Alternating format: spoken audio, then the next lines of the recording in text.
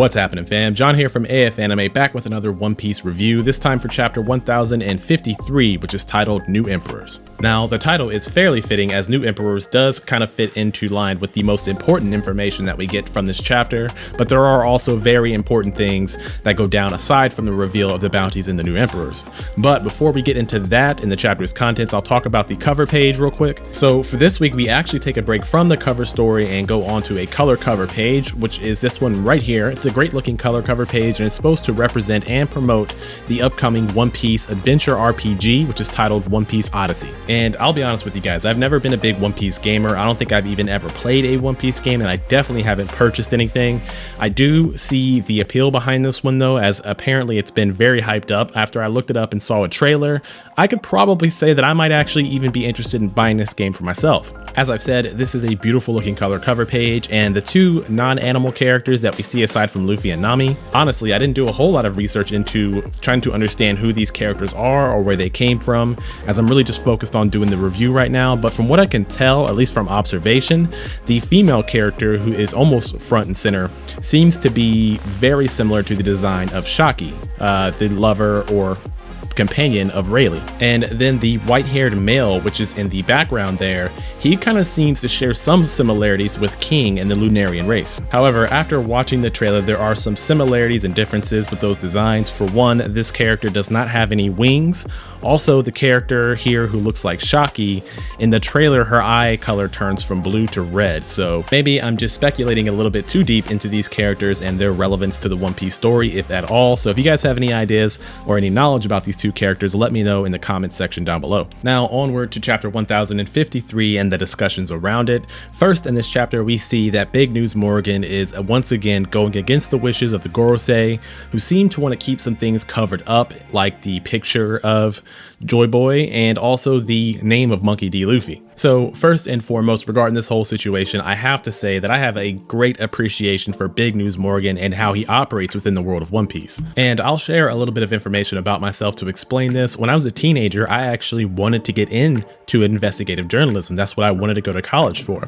But I quickly realized that investigative journalism of the olden days is not at all what it is today, as a lot of things that we could learn or that could be relevant to our futures or even our current lives is filtered out if it's convenient to certain corporations or certain entities. And as such, I kind of realized the futility into going to a career like investigative journalism, when for the most part, the investigative journalists of today have been swapped out for reporters, which are essentially TV and or internet personalities who are just regurgitating information according to what their bosses want them to do. So with that understanding of how journalism and reporting work, I do have a deep appreciation for Big News Morgan, and I do like the fearlessness and the gumption he has to directly contradict the world government. Now, since I can't imagine that the world government is just going to go and kill all the birds throughout the world, I have to assume at some point Big News Morgan is going to come up against them, either in an assassination attempt or possibly to be imprisoned. And on that note, I also want to talk about the Gorosei's role in this chapter. Even though we don't really get a whole lot from them,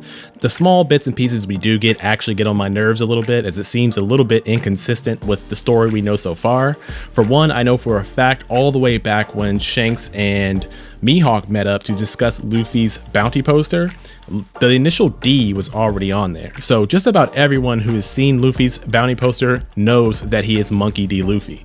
So why would the world government stress now to try to remove that off of the bounty posters when every bounty poster so far has had that name? So that's just a small bit of inconsistency when it comes to the Gorosei and their handling of the initial D, especially when it comes to Luffy. I mean, I know with Law's bounty poster there is no D initial on there, but it's possible that they may not even know that Law is a D. In any case, this whole scene between these groups of people kind of wrap up when it comes to revealing the 3 bounty posters of Kid, Law, and Luffy, which are each at 3 billion berries each. And honestly, I don't really know how to feel about this one. It could be possible that the government or the world government of the Gorosei only know that Big Mom and Kaido were taken down with the help of these 3 pirates in particular, but for certain their efforts weren't exactly equal. Obviously, Luffy took on a great great brunt of the responsibility for himself. Despite the fact that Kid and Law did work together to bring down Big Mom, he did a lot more on his own. And the Straw Hat Pirates were also responsible for a lot of the upsets that we got to see throughout this raid. So personally, I don't think that they should have the same figure for their bounties, but this could just be an indication by Oda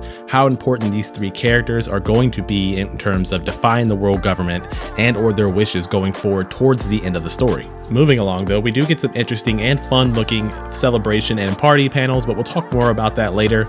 The next topic I'm going to talk about is Nico Robin and her presence within this chapter, as in last chapter she was the only Straw Hat not to be present, which raised some questions for me, but it totally makes sense that she would go off and look for the poneglyph while everyone else is focused on celebrating their victory. Now I can't be 100% certain, but I'm fairly sure that what we see in the background here in this image is actually a side of the poneglyph, and I think in this other image here, which is a little bit later in the chapter, it also looks to be a poneglyph. And this is honestly right up Robin's alley. It definitely shows that her character is more concerned with the history and with the knowledge than she is with partying. And even though she only has a short presence in this chapter, her personality does get to shine through, as when Sukiyaki's desire to show off his puppets or ask how interesting they look, she's just like, nah, not really. Also, when he tries to explain his story about how he survived and what he did and how he was almost about to commit suicide, she's just like, oh, hold up, I'm not talking about that. I want to know about the ancient weapon. So in this chapter, we do get the amazing confirmation or the amazing affirmation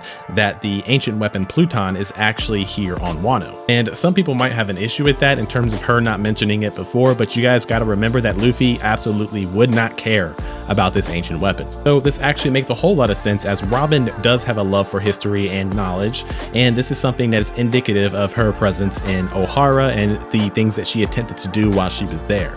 So this is more of a personal fulfillment, although I don't doubt that she is collecting the poneglyph information, or at the very least the poneglyph information that would lead to Laugh-Tale. So great stuff from Robin in this chapter, but the next topic to talk about would be the Admiral Green Bull, as this character has shown himself to have some very unique abilities. For one, the whole fasting aspect that we've seen from him in his silhouetted form now makes a whole lot of sense, as he can feed through his devil fruit powers. And he makes his appearance at Udon, where the remainder of the beast pirates are, or the Animal Kingdom pirates. And it hasn't been made clear, at least I don't remember anything in the past couple chapters that revealed that they were thrown into Udon, or even if they just decided to all meet up there after the supposed defeat of Big Mom and Kaido. But we can see here that through Green Bull's earth-based devil fruit technique, he can actually drain the life and energy out of other human beings, as well as consume alcohol through his branches. Now, it is unclear as of this chapter whether or not he intends to kill King, Queen, and the remainder of the beast pirates there, but he did ask for some backup, so it's possible that he might just be draining them so they can't fight being arrested. Now, I did read the spoilers for this chapter, and I have to say that the translations do come across as a bit different, although it does seem to be kind of congruent when it comes to this character Green Bull being a little bit beyond subservient to Akainu, so much so that he could even be classified as a brown noser or an ass kisser. However, the fact that he does not want Sakazuki knowing what he's doing could also mean that he might have some kind of plan that may not go along with Akainu's desires. So I guess we'll just have to see what interesting route Oda wants to take with this character, but for now it seems that he does want to capture Luffy and get the approval of Akainu. Now, in regards to the celebration that we're seeing here throughout the chapter, it is the typical fanfare of characters enjoying themselves after Luffy's victory. But in this celebration, we do get some cool and good looking panels showing us a lot of the characters, Straw Hats included, who were integral to the whole overthrow of Kaido and Orochi. I mean, we get this panel here showing us that the Mink tribe is all pretty much in one place and celebrating together. We get this panel here, which would appear that Kinemon and his wife have finally reunited. The concepts of Hiyori and Komurasaki seem to have melded into one, as she's now accepted as being the princess, but also is still fawned over in the same way that Komurasaki was, getting to perform the same song she did for her father called Moon Princess, and possibly even doing it as a duet with Brook. Hell, even Jinbei gets a chance to show off his stoic personality by still having a good time, but instead of going out and joining the Straw Hats in their impatience to celebrate, he instead sits in the hall waiting for the grand meal that was promised. Now, when it comes to Kid, his presence in this chapter was pretty much spread out, but it was for good reason. It served to kind of set as a transition to a lot of scenes.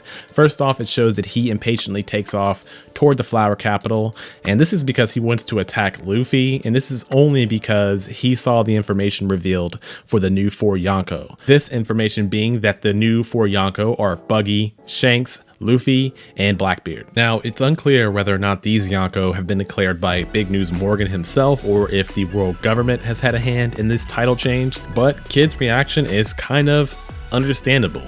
I mean, he, Luffy, and Law did participate in taking down these 2 Yonko together, so he's probably surprised that out of the 3 of them, Luffy is the only one who gained the status of Yonko, but at the same time, the Yonko were a hurdle for him and the worst generation that they had to get over, and now there's a whole new set of Yonko, when at the time of Big Mom and Kaido's defeat, he probably assumed that he would be among the new 4 Yonko. But for now, it seems that he and his crew do seem to be giving in to the celebration, so if there is going to be any kind of rivalry between Luffy and Kid post Wano, I'm sure we'll get that declaration before they depart. So that is my thoughts and discussion on this chapter. If I had to give it a rating, chapter 1053 is going to get a 9 out of 10 for me, as the artwork was pretty good and we get some good slice of life celebration type panels that will probably translate to being a lot more enjoyable once the anime is completed.